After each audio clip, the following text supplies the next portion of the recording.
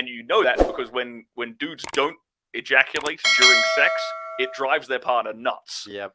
And they get all insecure. They're like, does he not think I'm attractive? Does he not like more? What's wrong with me? They start getting self-conscious. Yep. But dudes don't get that. Yeah. Dudes very rarely get that insecure if they can't get their partner off. I mean, not every guy, but a lot of guys. Yeah, they'll it be just like, depends. Yeah, they'll be like, all right, I wasn't trying really that hard. Yeah. I busted. Cool, I'm happy. Yeah, Right? Chad's not gonna care. Yeah. Yeah. For the most part, that's actually very true. And I one of the most interesting kind of insights I had was when I was in college. I lived across the whole. I was in my dorm, or whatever. I lived across the hallway from one of these girls who kind of slept around a lot, right? And she'd been sleeping. She had an experience of sleeping with like the local Chad from our dorm, and this guy had slept with basically every freshman chick. And you know, we got her and I got, you know, we became friends. We got close, and I just like asked her one night, okay, what's so and so like in bed? And she was like, he's absolute trash. He rolled like he thinks he's really good, and he's just a pump and dump. Yeah. Wham bam, thank you, ma'am. And she said all the other girls who I've talked to have had the exact same experience. And so that was a really interesting insight to me, was that a lot of these kind of Chad dudes who get laid super, super easy, especially maybe from like an earlier age or their whole life, they're not fantastic in bed. It's not, for them, it's not the sex that's keeping them in relationships and getting them like laid again and again. It's all these other different factors, right? Their looks or something. Right, or their status, right? Yeah. But the nerdy dude who's like, okay, let's say, you know, he's not super high status guy, but he just happens to get like in with one chick and he blows her mind, and then she starts talking. Yeah. These are two different categories of men who can have massive status amongst like women in their group for totally different reasons. It's pre-selection. Yeah, like, it's It's perfect example of pre-selection. Yeah. If you know your way around a woman's body, it's undeniable proof of pre-selection. Yeah. Completely undeniable. Yep, I completely agree with you, man. And that's why I preach pre-selection so much here, is because it's just like, you have a pretty girlfriend or like y'all break up, like all the other pretty girls that are watching are like, well, what did he do to be able to get that pretty girl? It must have been something special, you know? And yeah. Why did she stick around? Yeah. That's a big part of it. It's like, she might have got with him to start, but if they stuck around for a long period of time and she's a beautiful, attractive woman who's garnering the attention of other men, there's something about him that has been her around. Yeah. And that's when women start to think about, what's he like in bed? Yeah. I think it's crazy how strong pre-selection is. Shout out to Michael Sarte, you know, pushing that as hard as he does. I want to know now, if you want a girl to like you more than others do, wait. If you want a girl to like you more than others do, or you try harder to make her chase more for your validation.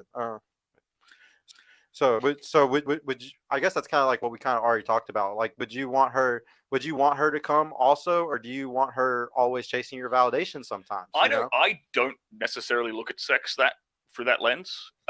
So when I'm with a girl, I like I said, I enjoy getting her off, and I would like to see her come, whatever. But honestly, man, sometimes I'm 35, man. I've been doing this for a while. I'm like, sometimes I'm just bored. I'm like, all right, I just want to bust it up. Yeah. And maybe I've had a long day. I want to bust it up, go to sleep. Yeah. Other times, I'm like, I've seen her for like a few days, like 3 or 4 days in a row. I'm fucking raring to go. Cool. Now we'll have like an all-nighter, and I'll blow her mind a few times. Cool. But it's not like every single time. Maybe when I was younger, in like early 20s, I had that sort of drive. I don't know. Yeah, drive. It was more of like a need to kind of prove myself. Yes. That I had this under wraps, that I knew exactly what I was doing. Mm-hmm. And I'm grateful that I had that. It's an ego thing, kind of. Definitely. Yeah. Absolutely is an ego thing, right? But now I do not give as much of a fuck. You don't need the validation. Who gives a shit? Which is ironic, because I kind of teach this stuff, and basically every girl that I get with kind of knows that I teach this stuff. So they're expecting something. You'd think that. You would think that. But but I'm a lot more selective with the kind of girls I get with now.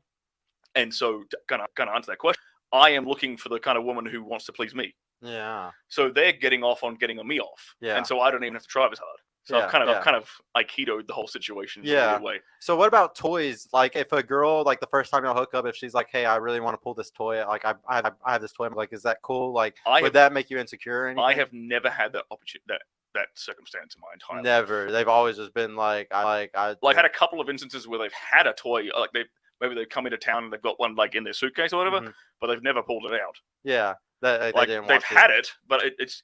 I've just personally never ran into that scenario. That's weird. I've had that happen like 3 or 4 times. I don't know why. I guess they were just so open to me that they were willing to like talk to me about it. I ain't got a problem with it. Like, if she wants to put a butt plug in, go nuts, baby. I'm fine with that. You know, like stuff. Yeah. Which is crazy because you're the porn star. You think they would all? I'm cool with it. Like, yeah. if you want to try and fit me in a dildo in at the same time, you can try. Go right ahead, lady. And I ain't got a problem with that. Cool. It'd be funny. But like, personally, I've never really been in a situation felt like it was necessary. Yeah. You know? Do some girls hit you up just for a kink play, just for like a certain type of experience? I guess you can say. Like, I had a guy who came on the show who's like, his name's Malin Chad. Shout out to you, bro. Like, he said that women always hit him up for very specific things because he talks about BDSM and stuff. Like, do you feel like women hit you up specifically just to be dicked down a certain way, kind of? I've got a few fuck buddies who do. Yeah. And you know what? It's not as common as you might think in like through an Instagram DMs or whatever. Like, oh, they know I did porn or whatever. Yeah. I've got a few fan girls who like slid in the DMs and stuff. But it's not like some weird kink shit. Yeah, it's. I mean, I do get the occasional hot wife who's like, "Hey, my husband wants to watch you bang me."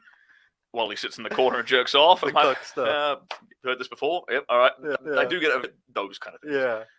But as for individual women saying, hey, I want you to do XYZ thing to me. This weird thing. Yeah, like, you know what?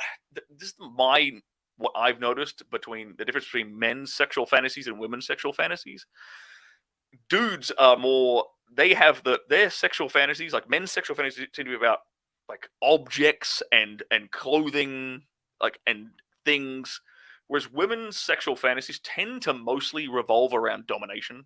Wow. Like, just like the books would say. Yeah. I mean, they're very like, it's really, obviously they do exist, but it's very rare. We're opposites almost.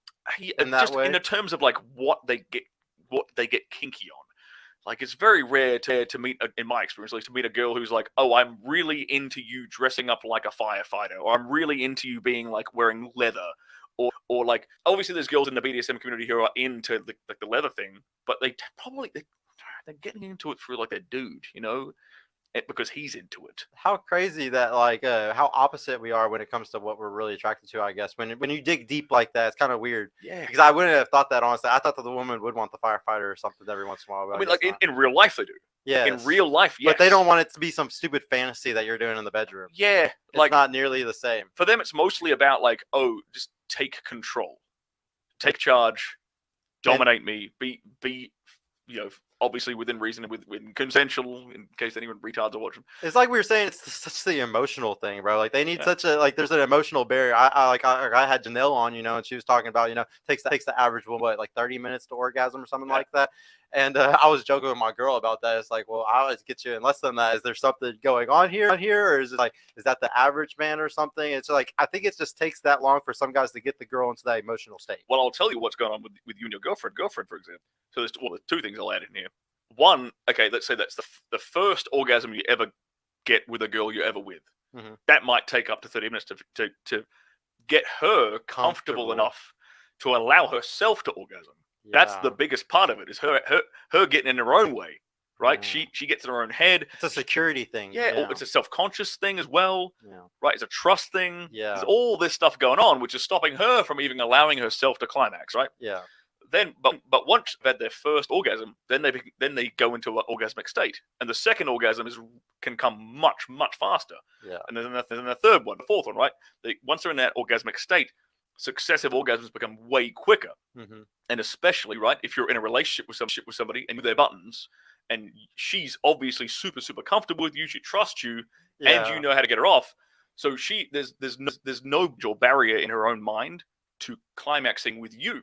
So that 30-minute time that Janelle was talking about, or that average time, is because, like, when a woman sleeps with a new guy, it's going to take a longer time. Yeah, I mean, across the average of all the population, 30 minutes does not surprise me at all, right? Yeah. But in that's so much foreplay. Poor guys, man. Bro, I remember like trading, like, I used to have the patience to like go down on a girl for like 60 minutes. Yeah, no, I'm honestly like the same. Like I'm just like I'm the type where I get off on getting off. So it's just like I've always been that. I argue with the guys in the Fresh and Fit Dallas Discord all the time about going down on girls.